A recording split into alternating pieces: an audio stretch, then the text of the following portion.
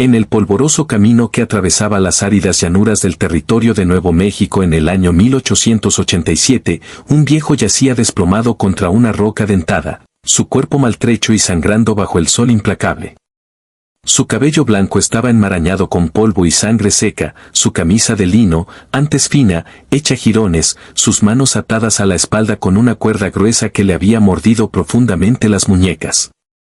Las moscas zumbaban alrededor de las heridas abiertas en su rostro, y su respiración llegaba en jadeos superficiales y entrecortados. Carretas pasaban rodando. Diligencias tronaban sin que sus conductores bajaran la vista. Manadas de Longhorn avanzaban, guiadas por vaqueros de mirada dura que miraban al frente. Jinetes a caballo, comerciantes, vagabundos, soldados, hasta un sacerdote de sotana negra, todos vieron al viejo y decidieron no ver nada. Espolearon sus monturas más rápido, como si la muerte misma fuera contagiosa. Nadie se detuvo. Nadie habló. En el brutal código de la frontera, un extraño moribundo al borde del camino era simplemente otro fantasma que el desierto reclamaría. Pero un jinete sí se detuvo. Se llamaba Mateo Ruiz, de 22 años, nacido y criado en un rancho pobre al sur de la frontera en Chihuahua antes de que su familia cruzara a Nuevo México en busca de mejores pastos. Era delgado y curtido por el sol, con pómulos marcados y ojos del color de nubes de tormenta. Una camisa azul desteñida se adhería a su cuerpo y un Stetson gastado le sombreaba el rostro. En su cadera colgaba un Colt .45 Peacemaker, con la empuñadura suavizada por el uso constante. Su caballo, un resistente castrado buckskin llamado Relámpago, resopló impaciente mientras Mateo desmontaba. Mateo se arrodilló junto al viejo, destapó su cantimplora y dejó que un hilo de agua preciosa corriera entre los labios agrietados. Los párpados del desconocido temblaron. Un gemido bajo y doloroso escapó de él. Tranquilo, abuelo, dijo Mateo suavemente. Ya no está solo. Los ojos del viejo se abrieron, azules claros, sorprendentes contra la sangre y la suciedad, y se fijaron en el joven vaquero con desesperada intensidad. Su voz, cuando llegó, fue un ronco susurro apenas más fuerte que el viento. Tú, no debiste, detenerte. Mateo frunció el ceño. ¿Por qué no? Porque, te matarán, por ayudarme. Mateo miró arriba y abajo del camino vacío. Nada se movía salvo los espejismos de calor que ascendían de la tierra. ¿Quiénes? El viejo tosió, escupiendo sangre oscura sobre el polvo. ¿Los que hicieron esto? Los hermanos del diablo. ¿Y el hombre que les pagó? La mano de Mateo se acercó instintivamente a su revólver. Dígame su nombre, viejo. Un temblor recorrió el cuerpo maltrecho. Emilio. Emilio Vargas. Una pausa, cada palabra le costaba caro. Soy, padre, del gobernador Alejandro Vargas. Mateo retrocedió como si lo hubieran abofeteado. Todo el mundo en el territorio conocía el nombre de don Emilio Vargas, hacendado rico, dueño de minas de plata que derramaban riquezas en Santa Fe, patriarca de una de las familias más poderosas de Nuevo México. 6 meses atrás, se había corrido la voz de que la hacienda de don Emilio había sido asaltada por apaches renegados, o tal vez bandidos mexicanos, y que el viejo había sido masacrado junto con la mitad de sus vaqueros. El propio gobernador había declarado un periodo de luto. Las banderas ondearon a media asta. Se ofrecieron recompensas. Y sin embargo, aquí yacía, vivo, torturado, abandonado como basura. La mente de Mateo corría a toda velocidad. Si este era realmente don Emilio, entonces la historia que todos creían era una mentira. Y mentiras tan grandes las construían hombres con poder y sangre en las manos. Cortó con su cuchillo Bowie las cuerdas que ataban las muñecas del viejo. La piel debajo estaba en carne viva y supurante. Don Emilio gritó débilmente cuando volvió la circulación. Lo sacaré de aquí, dijo Mateo con voz firme. ¿Puede montar? Lo intentaré. Mateo lo ayudó a ponerse de pie. El viejo se tambaleó, las piernas temblando, pero el orgullo lo mantuvo erguido. Juntos avanzaron tambaleantes hasta Relámpago. Mateo lo subió primero a la silla, luego montó detrás de él. El caballo protestó por el peso doble, pero obedeció la espuela. Mientras cabalgaban lentamente hacia el norte, don Emilio empezó a hablar en fragmentos, cada revelación más escalofriante que la anterior. Lo habían secuestrado no apaches ni bandidos al azar, sino una banda despiadada conocida como los Hermanos del Diablo, liderada por un asesino de rostro cicatrizado llamado el Coyote. Lo habían arrancado de su cama en plena noche, asesinado a sus fieles sirvientes y lo habían llevado a un campamento oculto en las montañas Sangre de Cristo. Allí lo torturaron durante semanas, látigo, cuchillo, hierro al rojo, exigiendo que firmara las escrituras de sus minas. Cuando se negó, le cortaron el dedo meñique izquierdo y lo enviaron en un frasco de whisky al palacio del gobernador en Santa Fe como prueba de vida. Querían que Alejandro renunciara, susurró don Emilio contra el pecho de Mateo. Entregar el control del territorio. Decían que hombres poderosos en Ciudad de México y Washington pagarían fortunas por la plata. Pero mi hijo se negó a negociar con terroristas. O eso creía yo. Mateo sintió que el viejo se estremecía. Luego una noche, oía el Coyote hablando con un mensajero que llevaba la librea del gobernador. El mensajero trajo oro y nuevas órdenes. La voz de don Emilio se quebró. Las órdenes eran, matarme en silencio. Hacer que pareciera que moría al escapar. Mi propio hijo les pagó para terminar el trabajo. La sangre de Mateo se volvió hielo. ¿Un hijo ordenando el asesinato de su padre? ¿Por poder? ¿Por dinero? Era un pecado tan negro que parecía imposible, incluso en una tierra donde los hombres mataban por un puñado de dólares. ¿Por qué?, preguntó Mateo. Porque yo sé demasiado, respondió don Emilio. Hace años, cuando Alejandro era joven y hambriento de posición, hizo alianzas con políticos corruptos, varones del ferrocarril, hasta contrabandistas de opio que cruzaban desde Chihuahua. Yo guardé registros, libros contables, cartas, confesiones firmadas. Le advertí que rompiera esos lazos cuando se convirtió en gobernador. Me prometió que lo haría. Pero la ambición es un demonio que nunca duerme. Teme que un día lo exponga. Así que decidió silenciarme para siempre. El sol se hundía hacia el horizonte occidental, pintando el cielo de rojo sangre. Mateo guió a Relámpago fuera del camino principal hacia un estrecho arroyo donde los álamos ofrecían una sombra delgada. Acamparon junto a un hilo de agua salobre. Mateo encendió una pequeña fogata, hirvió café y limpió las heridas de don Emilio lo mejor que pudo con whisky y un pañuelo relativamente limpio. Cayó la noche. Coyotes aullaron en la distancia, esta vez reales. Mateo se sentó con la espalda contra una roca, el rifle sobre las rodillas, vigilando la oscuridad. Don Emilio dormía inquieto, murmurando nombres, su esposa muerta Isabella, su hija que había muerto en la infancia, y siempre Alejandro, Alejandro. Al amanecer volvieron a cabalgar, rumbo al pequeño pueblo de Santa Cruz, a 30 millas al norte. Mateo esperaba encontrar un médico, caballos frescos y tal vez aliados. Pero Santa Cruz era un lugar duro, salones, casas de juego y un sheriff del que se rumoreaba que estaba en el bolsillo de quien mejor pagara. Llegaron al pueblo al mediodía. El polvo giraba por la única calle principal bordeada de edificios de adobe. Hombres holgazaneaban fuera de la cantina, observando a los recién llegados con sospechosa pereza.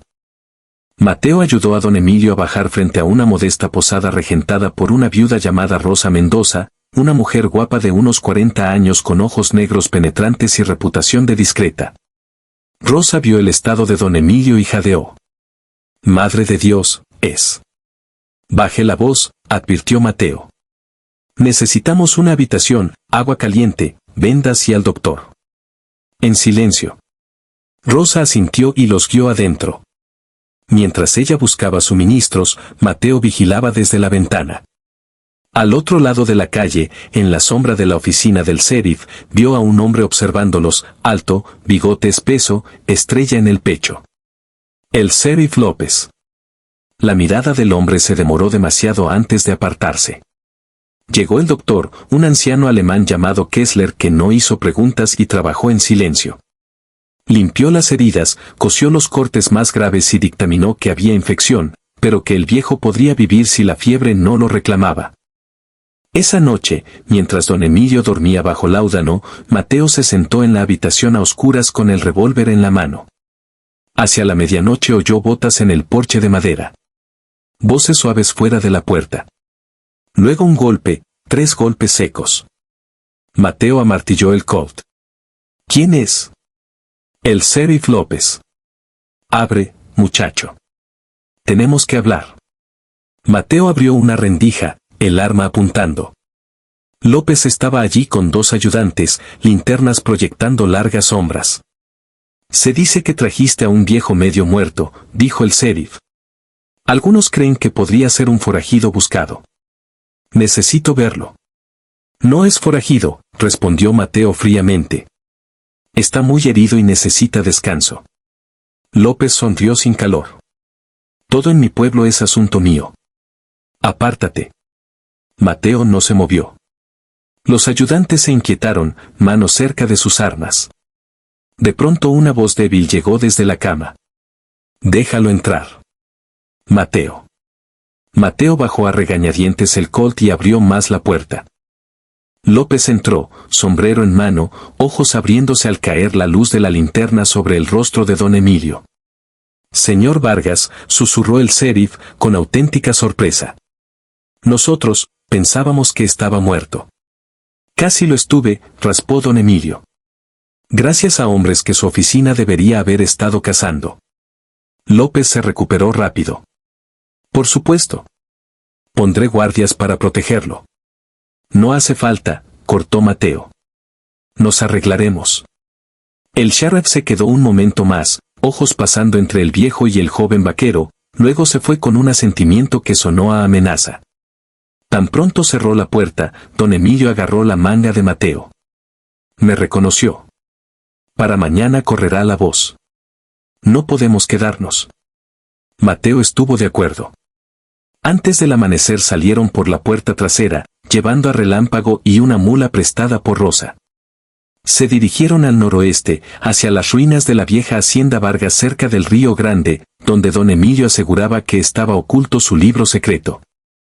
El viaje duró 4 días agotadores por terreno quebrado, cañones rocosos, lechos de inundaciones repentinas, extensiones de nopal y mezquite.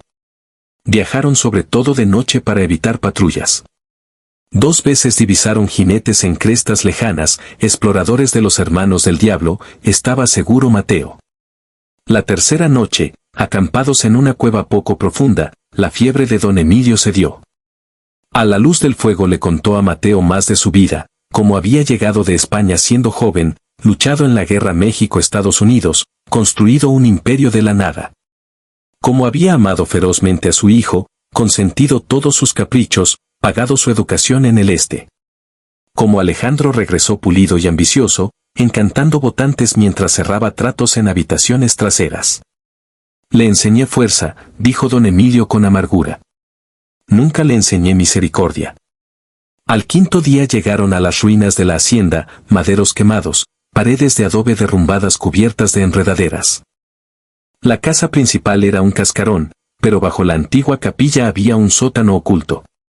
Don Emilio, moviéndose con sorprendente fuerza ahora, guió a Mateo hasta una losa que giraba. Dentro, envuelto en tela encerada, estaba el libro, grueso, encuadernado en cuero, páginas llenas de entradas meticulosas, fechas, cantidades, nombres. Magnates del ferrocarril. Jueces territoriales. Hasta un senador de Estados Unidos. Y en el centro, Alejandro Vargas, firmando pedazos de Nuevo México a cambio de ganancia personal. Esto lo destruirá, dijo don Emilio en voz baja. Y tal vez salve el territorio. Mateo sintió el peso de la historia en sus manos. Un pobre vaquero sosteniendo la prueba que podía derrocar a un gobernador. No tuvieron mucho tiempo para contemplarlo. Se oyó el trueno de cascos afuera. Nubes de polvo se alzaron. 20 jinetes rodearon las ruinas, el coyote a la cabeza, la cicatriz lívida en su mejilla, una sonrisa cruel abriendo su rostro. Fin del camino, viejo, gritó. Y tú, vaquero, debiste seguir cabalgando. Mateo tiró de don Emilio detrás de un muro caído, cargando su Winchester. ¿Cuántos cartuchos te quedan?, preguntó. 6 en el Colt, respondió el viejo, sorprendentemente tranquilo. Y 1 en el deringue de mi bota. Mateo casi sonrió. Entonces hagamos que cuenten. El tiroteo empezó rápido y furioso. Las balas rebotaron en la piedra, astillaron madera. Mateo derribó a 2 bandidos en la primera ráfaga. Don Emilio, apoyado contra el muro, disparó con calma, abatiendo a otro. Pero estaban en desventaja numérica y de fuego. Los hombres del Coyote avanzaron bajo fuego de cobertura. Mateo sintió una bala tirar de su manga, otra quemarle las costillas. La sangre empapó su camisa, pero siguió disparando. Entonces, desde el este, sonó un corneta. Caballería de Estados Unidos, uniformes azules, huidón ondeando, cargó hacia las ruinas, carabinas disparando. Los bandidos se dispersaron en pánico. El Coyote maldijo, hizo girar su caballo y galopó hacia el norte con media docena de sobrevivientes. El capitán de caballería, un severo neoyorquino llamado Beacom, desmontó y se acercó con cautela. Mateo bajó el rifle. Recibimos noticia desde Santa Fe, dijo Beacom. Aviso anónimo de que don Emilio Vargas estaba vivo y en peligro. Las órdenes del gobernador eran rescatarlo a toda costa. Don Emilio dio un paso adelante, el libro apretado contra su pecho. Llévenme con mi hijo, dijo, voz como hierro. Tenemos mucho de qué hablar. 2 días después, bajo fuerte escolta, entraron en Santa Fe. La capital territorial bullía de rumores.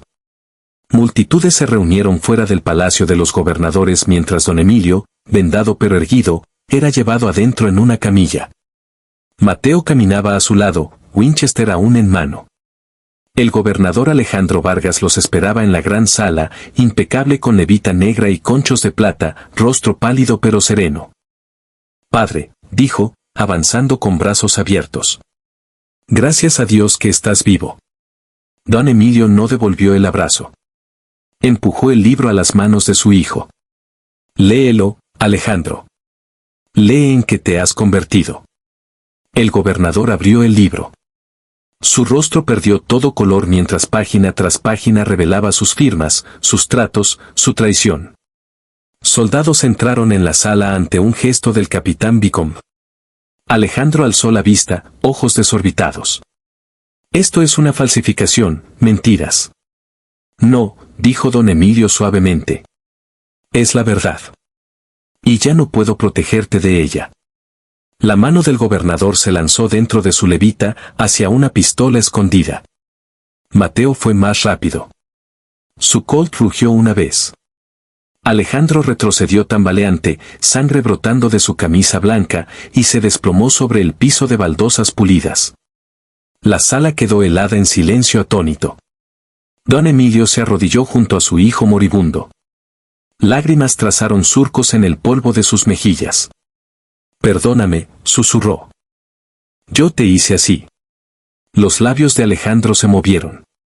Una última palabra, apenas audible, poder, luego quedó inmóvil.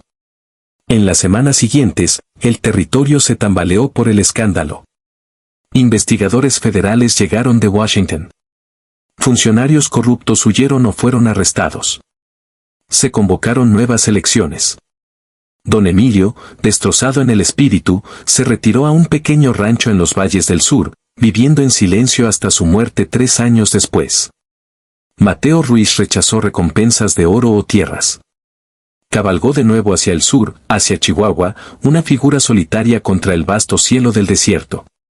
Los hombres contarían la historia por generaciones, como todos ignoraron al viejo al borde del camino, hasta que un joven vaquero se detuvo. Como ese único acto de piedad destapó una red de codicia y traición que llegaba hasta la más alta oficina de la tierra. Como un padre perdió a un hijo, un territorio halló justicia, y un desconocido se convirtió en leyenda.